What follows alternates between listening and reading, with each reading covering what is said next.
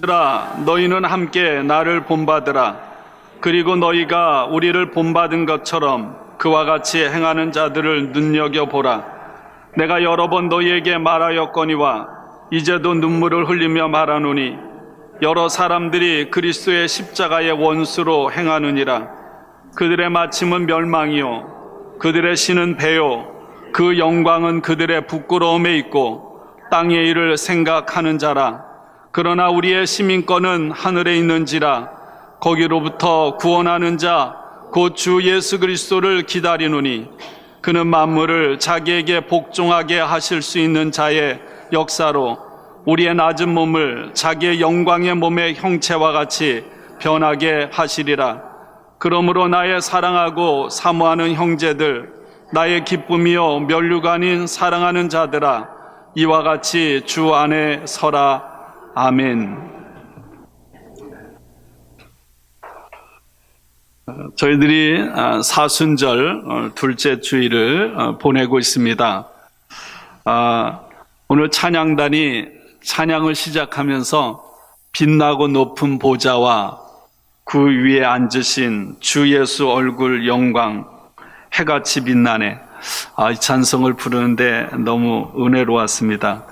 제가 중학교 때 성가대를 섰는데 처음으로 중학교 2학년 때인가요? 이 찬송을 예배 중에 부르는데 그 영광이 얼마나 큰지, 그 영광에 사로잡혀서 눈물을 흘린 게 제가 처음입니다. 그랬던 그때 생각이 났습니다. 여러분, 이 사순절기에 우리를 위해 고난을 당하시고 죽으신 그 주님의 사랑으로 인한, 그리고 또 죽음을 정복하고 부활하신 그 능력으로 인한 영광이 저와 여러분의 삶을 가득 채우기를 축원합니다. 오늘 사순절 둘째 주일, 저희들이 사순절기를 보내면서 예수 그리스도의 십자가를 생각하고 바라봅니다. 제가 좋아하는 폴 브랜드 박사, 인도에 가서 평생을 나병 환자를 치료하는 의사로 헌신했던 그런 의사요 선교사입니다. 인도에서 사역할 때 일이었습니다. 그 지역에 유행성 홍역이 퍼졌습니다. 그리고 자신의 딸들 중에 한 명이 이 홍역에 전염이 되었습니다. 이 폴 브랜드는 의사이기 때문에 그 딸이 홍역에 걸렸지만 곧 회복될 것이라고 알았기 때문에 크게 걱정은 하지 않았습니다.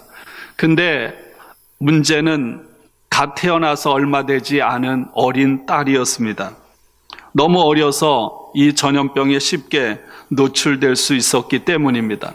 소아과 의사는 그 아이가 질병에 홍역에 감염되지 않도록 하기 위해서 혈청이 필요하다고 그렇게 말했습니다. 어린아이가 전염병의 위협으로부터 안전하기 위해서는 언젠가 홍역에 걸렸다가 그것을 이긴 사람이 몸속에 가진 그런 혈청이 필요했습니다. 사람을 수소문해서 찾았고요. 그 사람의 피를 뽑아서 세포를 추출하고 거기에서 뽑은 혈청을 막내딸에게 주사를 했습니다. 이 폴 브랜드 박사의 막내딸은 다른 사람에게서 얻은 그런 항체를 통해서 그 홍역이라는 전염병을 이겨 나갈 수가 있었습니다. 여러분, 혈청, 그것이 이 아이의 몸에 들어와서 항체를 형성해서 홍역이라고 하는 위험에서 벗어나게 된 것입니다.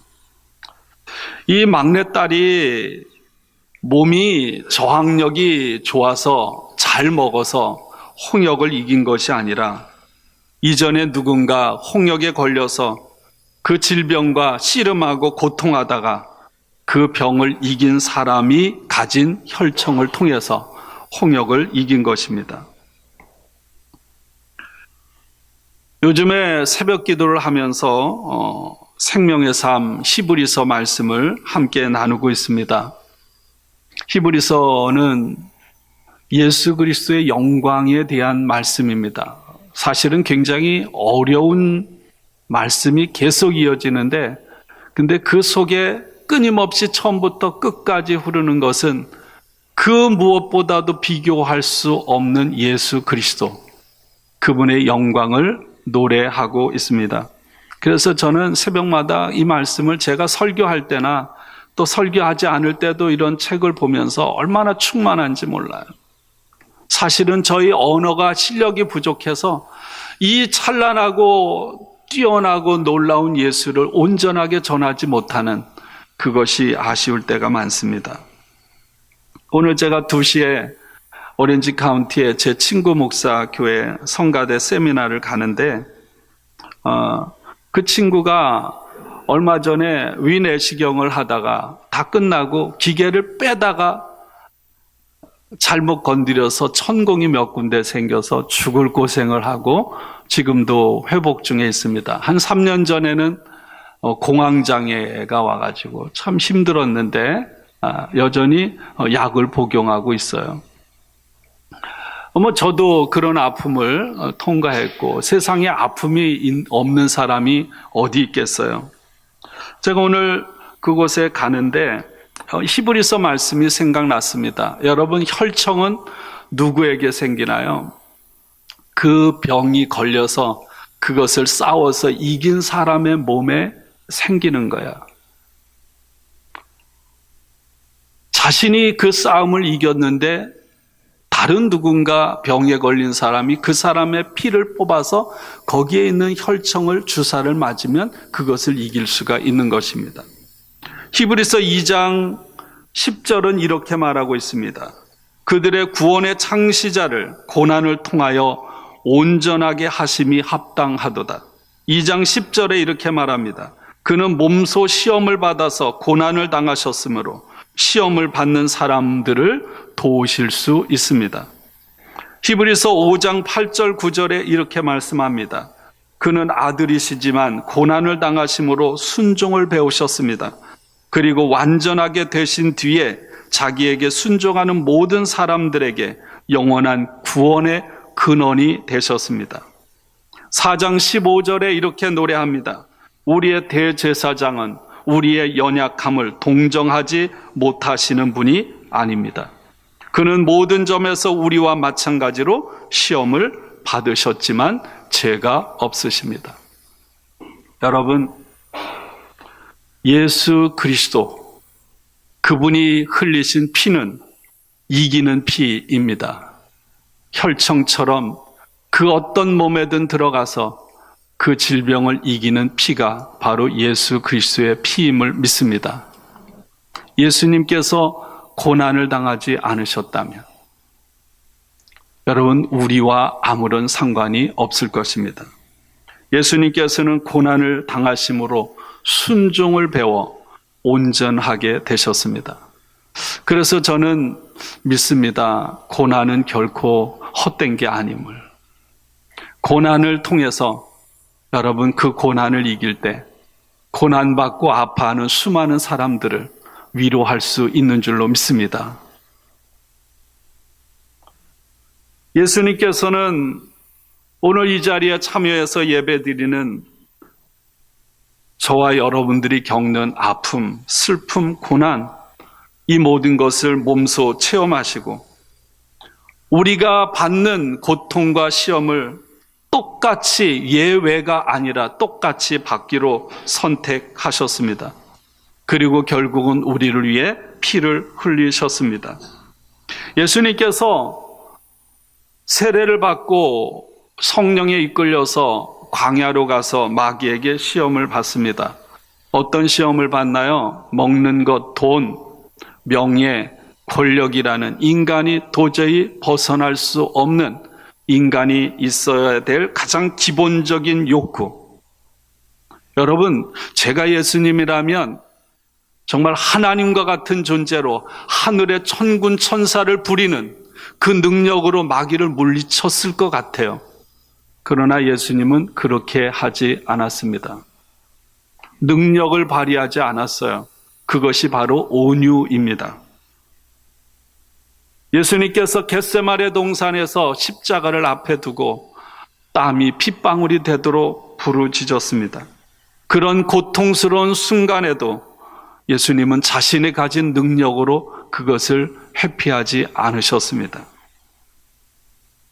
여러분, 우리들 또한 인생을 살아가다 보면 갑작스럽게 내가 감당할 수 없는 그런 엄청난 그런 힘을 동반한 고난, 아픔, 어려움이 찾아옵니다. 작은 거라면요, 우리는 고난이라고 느끼지 않아요. 우리가 얼마든지 감당할 수 있기 때문에.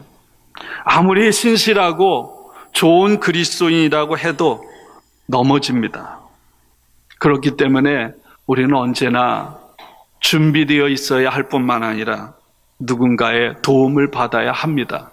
바로 예수 그리스도인 줄로 믿습니다. 우리를 구원하시는 오직 한 분 예수 그리스도, 그분의 지혜롭고 능력 있는 피를 의지할 때 여러분, 우리는 모든 것을 이겨나갈 수 있음을 믿습니다. 우리가 겪는 아픔, 우리가 겪는 고난이 분명한 것은 우리를 더 온유하고 겸손하게 만든다고 저는 확신합니다. 또한 함께하는 사람들을 위로하고 힘을 주고 소명을 주게 만든다고 저는 확신합니다. 왜 나에게 이런 일이 일어나는지 우리는 다 몰라요. 아무리 몸부림쳐서 그것을 알려고 해도 우리는 다 알 수가 없습니다. 욥을 생각합니다. 욥이 왜 그런 일을 겪어야 하는지 욥은 알 수가 없었어요. 그러나 욥에게 찾아온 고난도 하나님께서 정해진 영역 안에서였습니다. 하나님께서 저와 여러분들의 인생 가운데 허락해 놓으신 그 모든 일들, 우리는 그 모든 일들을 겸손하게 받아들여야 할 것입니다. 때로는 절망적인 것 같고, 때로는 이해가 되지 않고 도저히 받아들일 수 없는 그런 상황인 것처럼 보여도 하나님은 그 가운데서 저와 여러분이 예수님처럼 순종하기를 원하시는 줄로 믿습니다. 한번 우리 인생을 지금까지 살아오면서 되돌아보세요. 내가 살아온 지금까지의 삶을 내가 얼마만큼 통제하면서 살아왔는가? 내가 얼마만큼 계획을 세운 그대로 착착 풀려서 여기까지 왔는가? 여러분, 그게 얼마나 될까요? 우리의 삶의 대부분은요, 우리 손을 벗어나 있는 것입니다. 우리 마음대로 안 되는 인생은 그래서 불규칙 바운드인 거죠. 우리를 고통스럽게 하고 때는 우리의 길을 가로막는 것 같고 방해하는 것처럼 여겨질 때가 있습니다. 그러나 분명한 것은 하나님께서 살아계셔서 저와 여러분의 길을 열고 인도해 주시는 줄로 믿습니다. 우리는 알죠. 로마서 8장 28절의 말씀, 우리가 알거니와 하나님을 사랑하는 자, 곧 그 뜻대로 부르심을 입은 자들에게는 모든 것이 합력하여 선을 이루느니라. 그냥 입으로 좋은 구절이니까 그냥 암송하는 게 아니라 바로 이것이 살아있는 말씀인 줄로 믿습니다. 하나님은 성경을 보세요. 우리에게 언제나 좋은 일만 일어날 것이다, 그렇게 약속한 것이 한 군데도 없습니다. 그런데 또 얼마 전 에티오피아 항공 비행기가 가다가 비행기 결함으로 떨어져서 100몇 명 죽었잖아요. 여러분, 우리에게 일어나는 모든 일들이 다 하나님이 하신 거다, 그렇게 말하지도 않아요. 그렇다면 세상은 심각한 문제가 있겠죠? 그러나 우리는 다 모르지만 우리의 삶에 어떤 일이 찾아오고 내가 어떤 상황에 처하든지 그 모든 상황 가운데서 우리는 언제나 그 가운데서 함께 하시는 하나님의 도우심과 인도하심을 날마다 구하며 살아가야 할 줄로 믿습니다. 하나님, 내 힘으로 감당할 수 없습니다. 지혜를 주십시오. 감당할 능력을 주십시오. 하나님, 이 상황을 통해서 내 뜻이 아니라 하나님 당신의 뜻이 이루어지기를 원합니다. 그렇게 할 때 여러분, 우리가 아픔을 겪어봤잖아요. 저도 여러분들도. 아픔을 겪고 나면 어떤가요?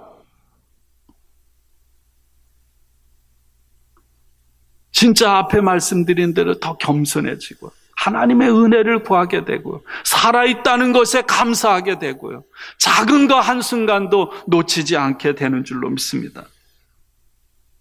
그리고 그 가운데서 분명한 것은 하나님께서 모든 것을 선하게 만들어 가시고 선하게 이끌어 가실 거라는 확신을 우리는 갖게 되는 줄로 믿습니다. 바울은 교회를 가리켜, 우리를 가리켜서 몸의 비유를 하지 않아요. 우리는 그리스도의 몸의 지체들이에요. 머리는 누구입니까? 예수 그리스도. 우리는 지체는 너무 크다면 우리는 몸을 이루고 있는 그런 세포 하나하나가 우리들이에요. 그것이 모아져서 몸을 이루는 거예요. 세포들은, 지체들은 누구의 지시를 받습니까? 머리인 예수 그리스도의 지시를 받는 거예요. 그렇게 할 때 몸이 제대로 기능을 하고 우리 전체 몸이 유익해지는 거 아닙니까? 머리인 예수 그리스도 앞에 우리들이 해야 할 일은 순종하는 거예요. 그 말씀에 충성하는 것이 저와 여러분들이 해야 될 그런 삶의 모습인 줄로 믿습니다. 오늘 본문 말씀은 그리스도인이라고 하는 것이 무엇인가? 그리스도인된 그 정체성, 신분이 얼마나 놀라운 것인지를 벅찰 만큼 우리에게 가르쳐주고 있는 거예요. 제가 찬송가 빛나고 높은 보좌, 그 찬송을 제가 어린 중학교 때 성가대 하면서 그 찬송을 부르다가 정말 그 압도되는 영광 앞에서 눈물을 흘렸던 것처럼 오늘 그리스도인이 되었다고 하는 것이 얼마나 놀라운 일인가를 오늘 사도 바울은 이 편지를 통해서 우리에게 가르쳐주고 있어요. 빌립보 교회 안에 두 부류의 사람이 있습니다. 한 부류는 바울, 그리고 또 바울과 같이 우리가 본받을 만한 본을 가진 사람들이 한 부류 있어요. 그런 사람이 많겠어요? 적겠어요? 소수겠죠. 또 한쪽에는 오늘 말씀에 있는 대로 십자가의 원수들처럼 살아가는 멸망으로 가는 사람들이 있습니다. 안타까운 것은 교회 안에 있다는 거예요.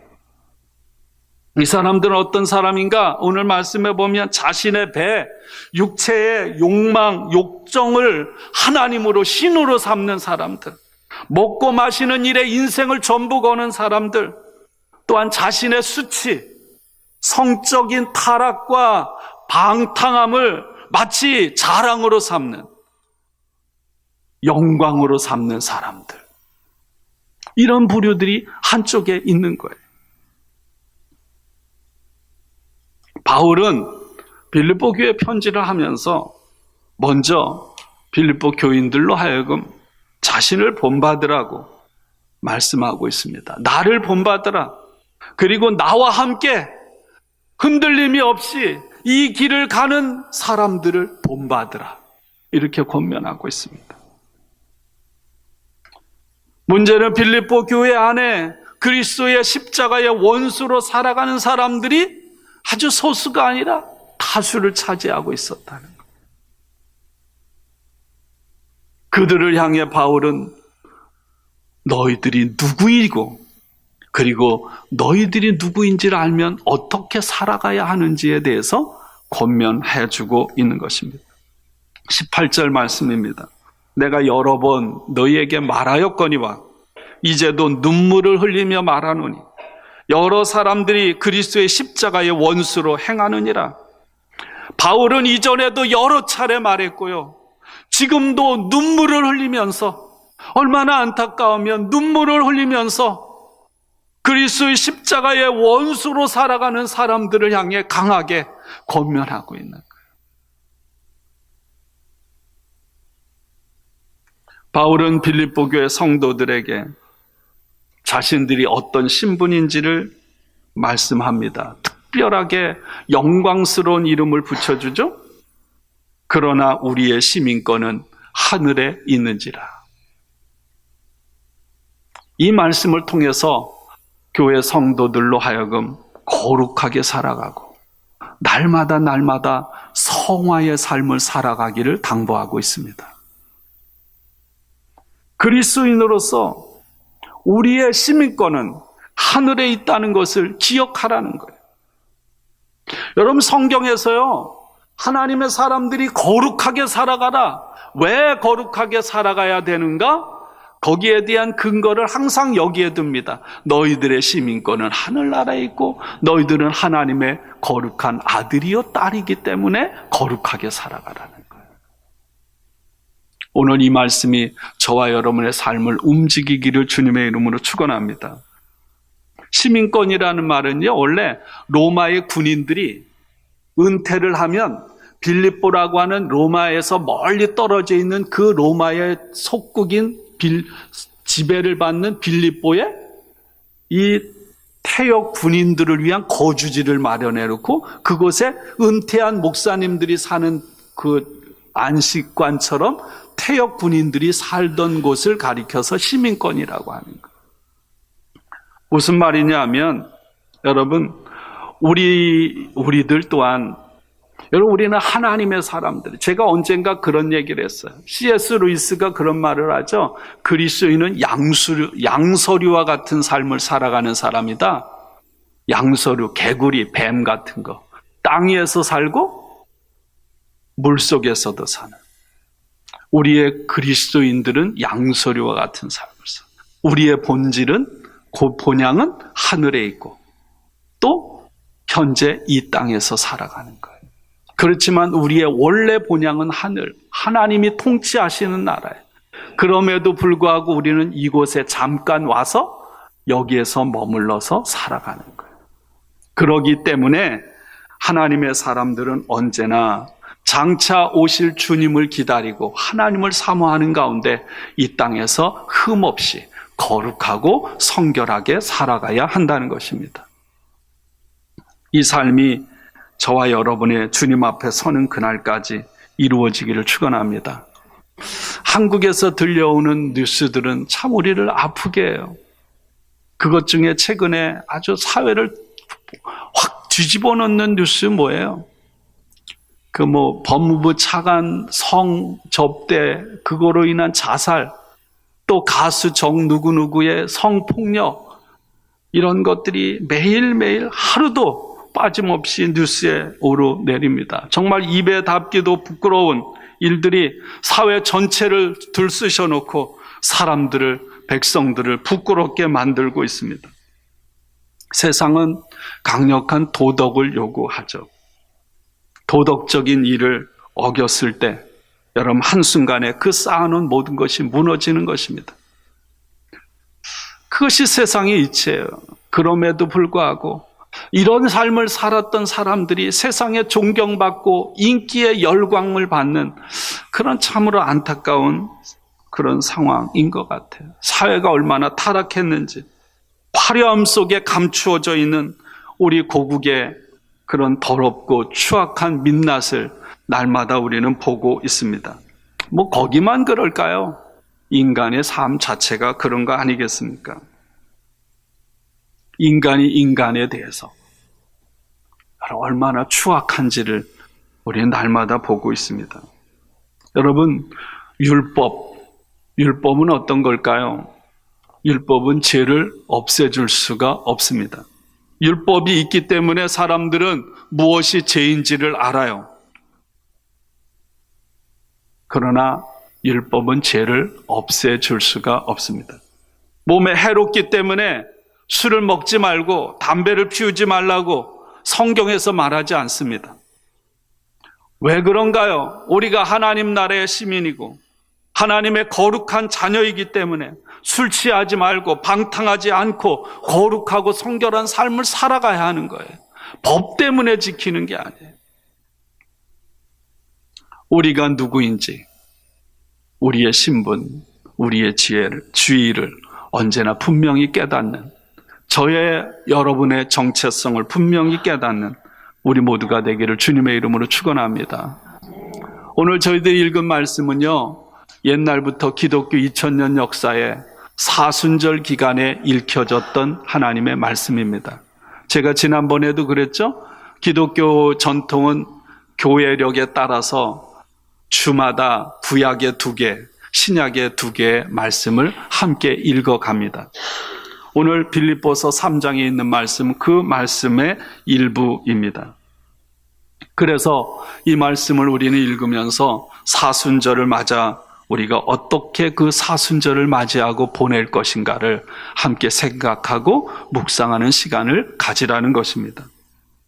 우리는 세상 속에 섞여져 살아가지만 이 세상에 속한 사람들이 아닙니다.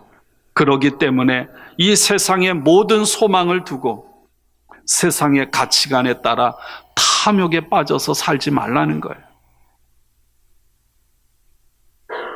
지난주에 예배 끝나고 우리 옥장로님 제 방에 와서 한 1시간 반 얘기했어요. 여러 가지 살아온 얘기들 하면서 참 인생이 허무하고 덧없다는 얘기죠. 여러분 그렇지 않아요? 양로병원에 늘 갈 때마다, 어제도 그저께도 양로병원 갔는데 예배 드리고 활동해서 얼굴만 뵙고 왔는데 그냥 그렇습니다. 이 세상이 전부라면 인생은 참 허무하고 덧없을 뿐이에요. 여러분, 우리가 추구하고 바라보고 의지할 분은 우리의 완전한 모델이 되시는, 소망이 되시는 예수 그리스도 한 분인 줄로 믿습니다. 사도 바울은 우리들에게 시민권이 하늘에 있다는 사실을 확인시켜 줍니다. 우리가 하나님의 부름을 받아 장차 가서 하나님의 시민권을 얻는 것이 아니라 지금 우리의 시민권이, 우리는 여기에 사는데 시민권이 하늘나라에 있다는 거예요. 지금 우리는 이미 하나님의 거룩한 자녀로, 시민권을 얻은 자로 이 땅에서 살아가는 줄로 믿습니다. 이게 이게 말이라 이해하기 어렵지만, 다시 말하면 우리는 예수 그리스도를 통해서 이미 신분이 바뀌고 소속이 바뀐 사람이라는 거예요. 이 세상에 소속되었다가 이제는 하나님께 소속된 사람, 예수님에게 소속된 사람으로 우리의 신분이 바뀌었다는 거예요. 그러면 신분이 바뀌고 소속이 달라졌으면 그에 걸맞는 삶을 살아가야 한다는 거예요. 이 말을 바울이 편지하는데 이 말을 받아들이기가 쉽지 않았어요. 왜냐하면 여전히 빌립보 교회 교인들은 예수 믿는다는 것 때문에 많은 고난을 당하고 핍박을 당하고 조롱을 당하고 박해를 당했기 때문에, 여전히 아픔이 내 삶에 닥쳐오기 때문에 이 말을 이해하기가 어려웠어요. 여러분들도 그렇지 않아요? 사랑하는 것이 힘들고 앞날은 희미하고 불투명한데 오늘 이 말씀이 그렇게 이렇게 내 피부에, 심장에 팍팍 와닿아서 나에게 위로를 주고 소망을 줄까? 당장 눈앞에 닥친 게 급한데 그렇지 않아요? 그런데 오늘 3장 21절, 3장 마지막 절에서 바울이 이렇게 말합니다. 새번역 성경으로 제가 읽을게요.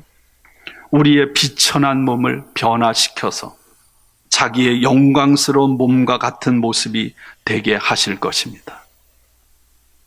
여러분, 이 영광스러운 소망이 저와 여러분에게 있기를 원합니다. 이미 예수를 믿음으로, 예수 안에 있음으로 우리는 세상에 살면서 안 믿는 사람과 똑같은 것 같지만 똑같지 않아요.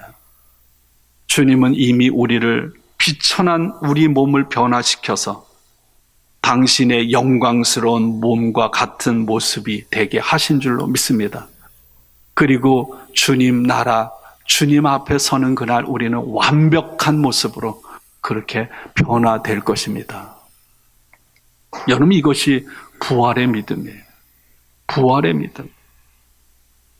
부활의 믿음이라는 건 뭡니까? 부활은 내 비천한 육체가 그리스도의 영광스러운 형체로 변형된다는 거예요. 여러분, 저와 여러분에게는 부활의 소망이 있습니다. 우리의 영혼만 부활하는 게 아니에요.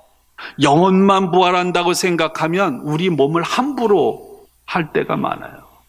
여러분, 성경은 우리의 몸의 부활도 강조하고 있는 줄로 믿습니다.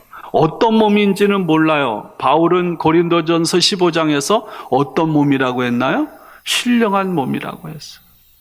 우리는 사도신경을 통해서 뭐를 믿나요? 몸이 다시 사는 것과, 이렇게 날마다 신앙 고백을 하고 있습니다. 어떤 모습인지 모르지만 주님께서 우리의 몸까지 영혼까지 부활하게 하실 것입니다.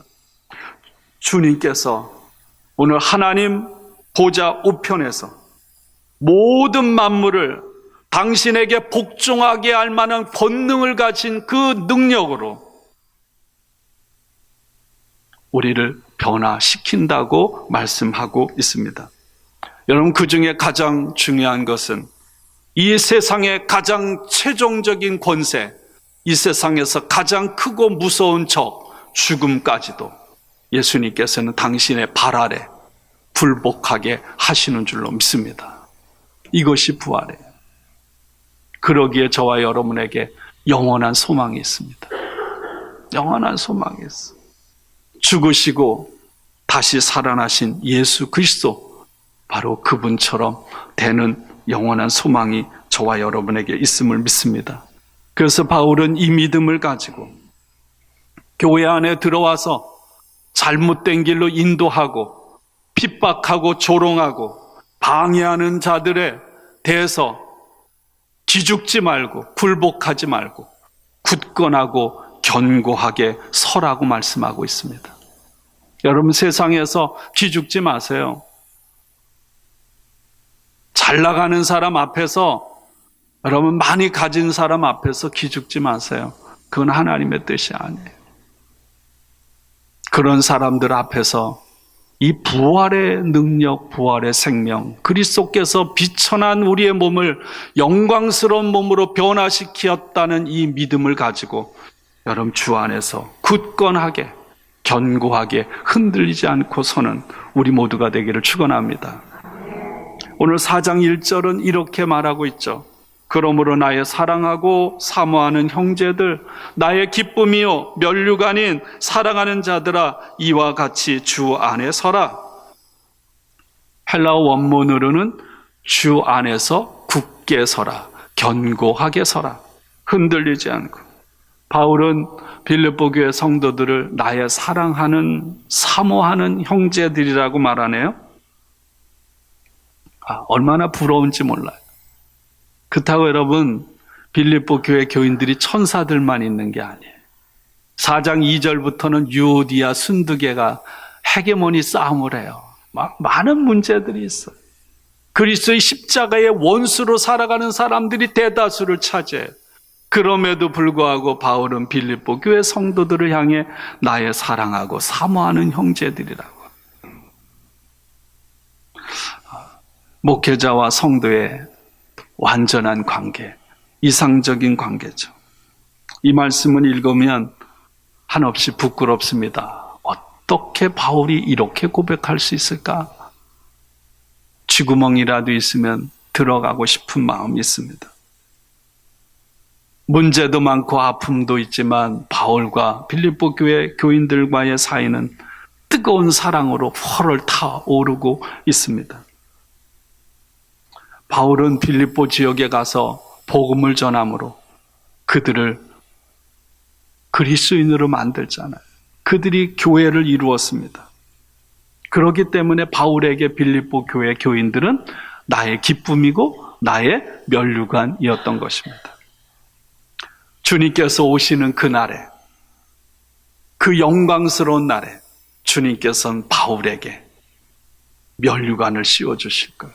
화관을 씌워주실 것이기 때문에 그토록 바울은 빌립보 교인들을 사랑했습니다. 오늘 이 말씀을 읽으면서 부끄럽고 저도 그런 마음 갖기를 또 기도하고 결단합니다. 여러분들도 그런 마음으로 그렇게 결단하기를 원합니다. 또 서로를 향해 그런 마음을 갖는 저와 여러분들이 되기를 원합니다. 바울이 복음을 전함으로 세운 교회들마다 문제와 아픔이 없는 곳이 하나도 없었어요.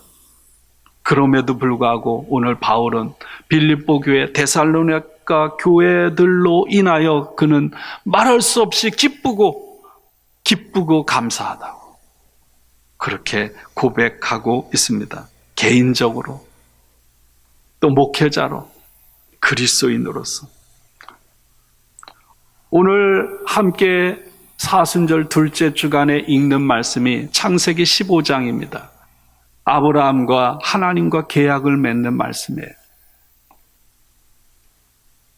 아브라함이 전쟁에서 이겼습니다.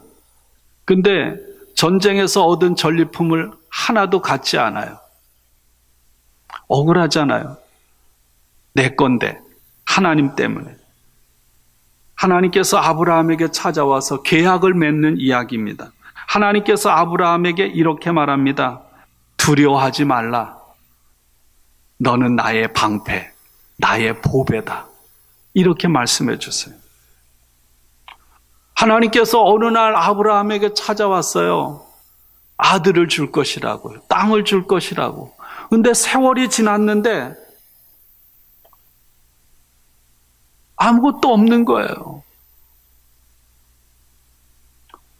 그래서 뭐라고 합니까? 내 집에 부리고 있는 종 엘리에셀을 제 자식으로 삼겠습니다. 그러자 하나님께서 아브라함을 밖으로 데리고 나갑니다.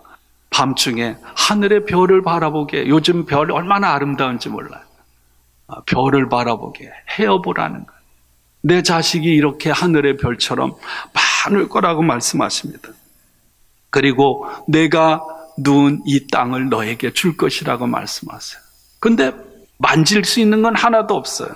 그리고 아브라함이 깊이 잠든 사이에 하나님께서 다시 아브라함에게 찾아와서 계약을 하는 거예요. 이때 계약은 어떻게 하냐면 짐승을 잡습니다. 가죽을 벗기고 창자를 꺼내고 각을 떠서 반으로 갈라서 짐승을 양쪽으로 놔요. 그리고 계약 당사자가 약속을 위해서 이 짐승 사이로 왔다 갔다 하는 거예요.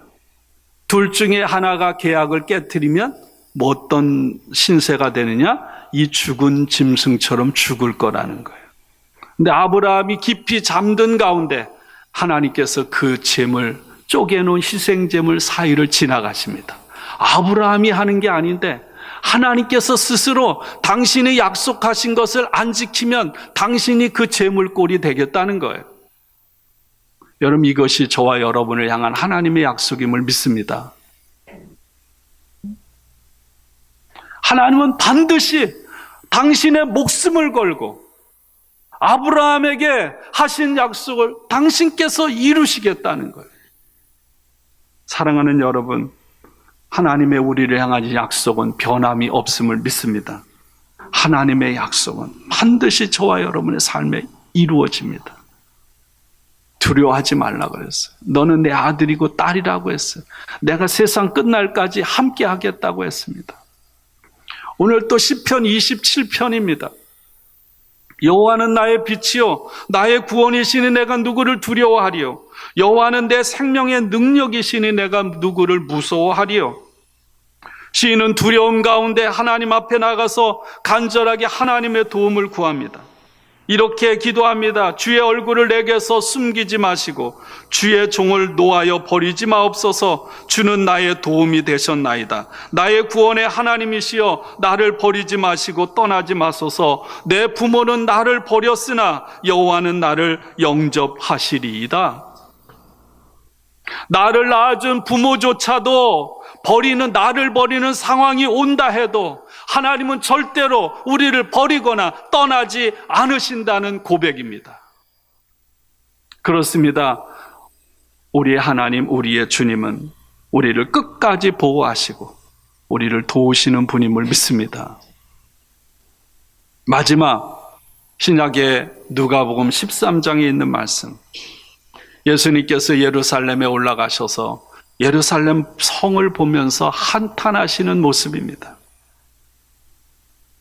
암탉이 제 새끼를 날개 아래 모음과 같이 내가 너희 자녀를 모으며 한 일이 몇 번이냐? 그러나 너희가 원하지 아니하였도다. 하나님께서는 이스라엘 백성들을 위해서 지나칠 만큼 끊임없이 선지자를 보내고 하나님의 종들을 계속해서 보냈어요. 보내고 또 보내고 또 보내고. 그런데 이스라엘 백성들은 거듭해서 주님을 외면하고 오히려 주님을 등지고 악을 행했습니다. 결국은 어떻게 하나요?